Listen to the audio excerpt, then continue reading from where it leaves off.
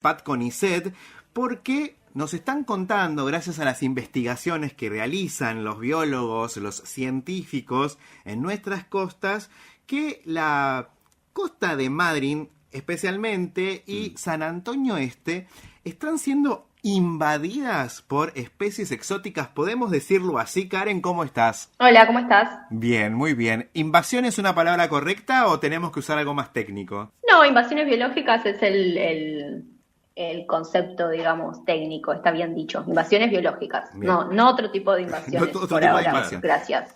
Para arrancar, digamos, o caractericemos a qué llamamos especie exótica. ¿Por qué se cataloga así? Las especies exóticas son aquellas especies que naturalmente no pertenecían a nuestras costas, digamos. Catalogamos de esa forma. Son especies que son nativas de otras áreas y que fueron introducidas por acciones humanas, ya sea intencionalmente, por interés comercial, digamos, alguna especie o como mascotas, o no intencional a través de formas accidentales, digamos. Está bien, pero ahí el hombre está involucrado de alguna manera. Sí, definitivamente para la definición, las personas o los seres humanos están involucrados en el transporte o introducción de esas especies. Sí, distinto sería como, no sé, hace no mucho charlábamos respecto, por ejemplo, de las medusas, que ahí dependen un poco más de corrientes marinas, la presencia de los vientos, ese tipo de presencia, por ejemplo, en el Golfo, se debe más a cuestiones naturales. Claro, muchas veces por ahí se dice invasión de medusas como un decir, pero en realidad esas medusas no son exóticas, digamos, son especies nativas que por movimientos de corrientes y demás llegan a nuestras costas, pero y llegan de esa forma, ¿no? Como en grandes cantidades, pero esas son especies nativas. Karen, ¿desde hace cuánto que se viene monitoreando este tema y qué conclusiones están sacando? Bueno, el Grupo de Ecología en Ambientes Costeros, al cual pertenezco, trabaja hace ya muchos años, más de 20 años en el estudio de la ecología de los organismos costeros, pero específicamente en la ecología o digamos, de las especies exóticas o digamos, todo el estudio de las invasiones biológicas en general. Y este trabajo, que salió publicado recientemente, es parte, digamos, de ese trabajo, de esa continuidad de ese trabajo que se hace años. Y lo que hicimos en este trabajo fue realizar, como replicar metodologías que habían sido utilizadas también por integrantes de nuestro grupo de trabajo hace 11 años atrás, y lo que hicimos fue replicar esas metodologías para poder hacer una comparación temporal, y lo hicimos para relevar la composición y el número de especies exóticas en estos dos puertos, en San Antonio Este y en Puerto Madryn. Con un resultado que llama la atención, ¿no? Bueno, lo que encontramos acá es que 11, digamos, replicando estas mismas metodologías, 11 años después, lo que vemos es que, 11 años antes, San Antonio Este era uno de los era el puerto más invadido de la Patagonia, y hoy Puerto Madryn aumentó, con este relevamiento que vemos que triplicó el número de especies respecto a las que tenía en aquel entonces, ¿no? Vemos un aumento considerable de las especies.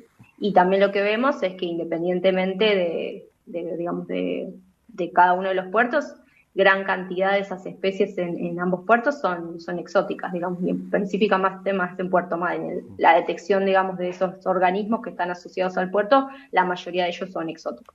¿Y qué se encontraron? ¿Qué especies se encontraron? ¿Qué Digamos, que yo le decimos bichos cariñosamente porque nosotros tenemos a Germán Cheli como columnista del programa y hablamos mucho de las investigaciones que hace, entonces le decimos bichos en general, pero ¿qué especies y qué se han encontrado? Bueno, las especies que viven asociadas a las estructuras de los muelles son principalmente invertebrados y macroalgas. Dentro de las especies exóticas de las que encontramos podemos catalogar, digamos, como un gran grupo, las asidias, o conocidas como papas de mar. Las asidias las podemos encontrar especies que son del tipo solitarias, que por eso se llaman papas de mar, porque son como una bolsita que tiene dos sifones, que seguro las han visto por ahí, que si las apretás es como que escupen agua. Y después hay otras asidias que también son del grupo de las asidias, pero tienen otra estructura, que son como si fueran se parecen más como si fueran una alfombra que tapizan viven por sobre otros organismos. Son más del tipo, también son asidias, pero tienen como otra estructura, son coloniales, decimos, que no podés ir, no son cada una de esas cosas no es un individuo, sino que son un grupo de individuos que forman una colonia. En Puerto Madryn son lo que más tenemos, digamos, asidias. Estamos conversando con la bióloga marina Karen Castro y obviamente viene de suyo la pregunta, ¿esta presencia qué impacto produce allí en el Golfo? Sabemos que las presencias son indicadores de cuestiones también a veces ambientales y hay un equilibrio en el ecosistema que podría romperse, digamos, si compite con las especies autóctonas. ¿Qué pasa? ¿Qué impacto tienen? Bueno, de la mayoría de las especies no tenemos un impacto certero, no sabemos en específico cuáles son sus impactos. Digamos, el estudio, digamos, de determinar, digamos, los impactos de las especies en los ecosistemas es bastante difícil, y se requieren estudios bien específicos de experimentales.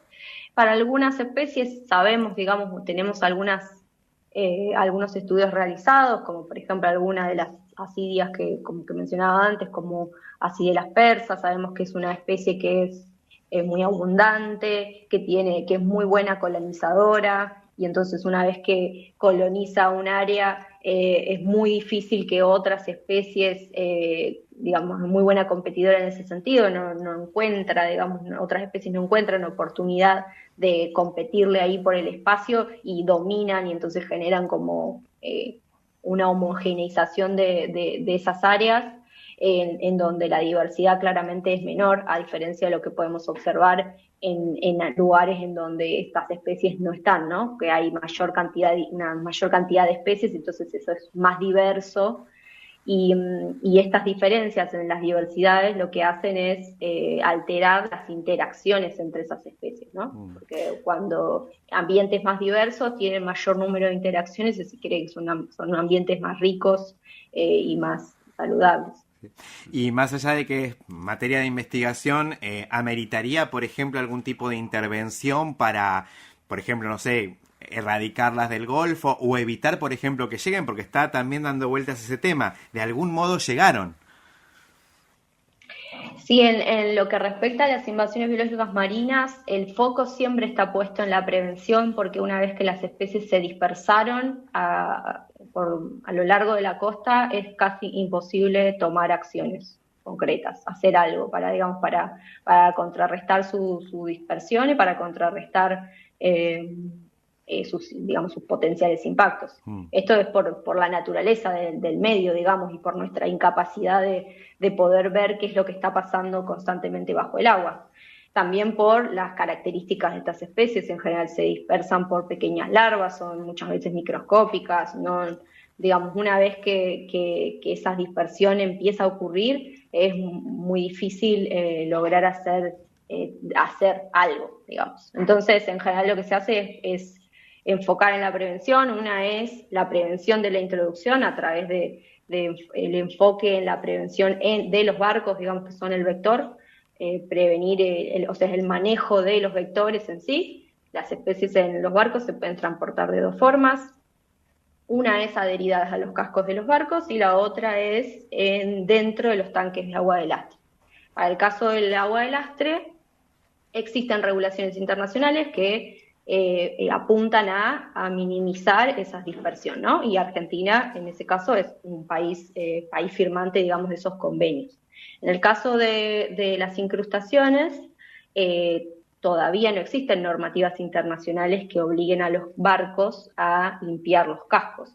Entonces ahí tenemos una gran cantidad de especies que se están moviendo a lo largo del mundo, digamos, por ese vector, que no tenemos forma de de minimizarlo, digamos.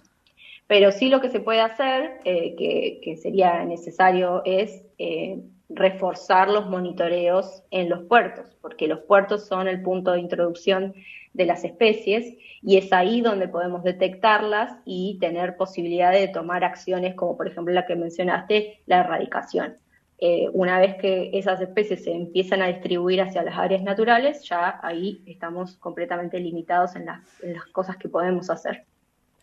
Karen, te consulto, ¿sienten que ha crecido el interés de la comunidad en relación con las investigaciones que hacen ustedes desde el CONICET a partir de lo que fue la masividad de los streamings bajo el mar y todo esto? Me parece que hubo ahí como una especie de cambio de paradigma en el vínculo del CONICET con el público en general, pero bueno, otra cosa es sentirlo un poco en la investigación diaria ustedes allí en el laburo que hacen. Sí, creo que sí, el streaming del Falkor Shoot vino a traer invisibilidad y visibilidad, digamos, al CONICET en general, ¿no? El CONICET es una institución súper prestigiosa hace muchos años, eh, nada, de reconocido, de trayectoria, digamos, a nivel internacional en lo que es investigaciones de ciencia y técnica. Eh, sí es cierto que por ahí hay muchas personas que no conocían tanto, digamos, cuál es la vinculación, qué es lo que se hace en CONICET o cuál es la vinculación también con las universidades, ¿no? Creo que también una de las cosas que pasó ahí fue que, nada, como la revalorización de las universidades, porque todos, la mayoría de las personas que trabajamos hacemos ciencia en el CONICET, nos educamos en las universidades públicas y eso es como que también trae un poco más de cercanía, ¿no? Como el CONICET parecía por ahí algo más lejano o, no sé, como por ahí más desconocido, y ahora está, que se sepa más cercanamente, ¿no? Que todos pertenecemos, venimos educados de las universidades públicas y a las que la mayoría de las personas tienen acceso porque gracias a que son públicas y son gratuitas. Y eso me parece súper importante. Sí creo que quizás no cambia mucho en respecto a la situación en la que hoy o por hoy se encuentra el CONICET respecto al desfinanciamiento y demás controversias, digamos, que se están viviendo. Pero sí me parece que sí que se logró una visibilización que antes no se tenía. Karen, muchísimas gracias por este contacto y por toda la información. No, gracias a ustedes por el interés.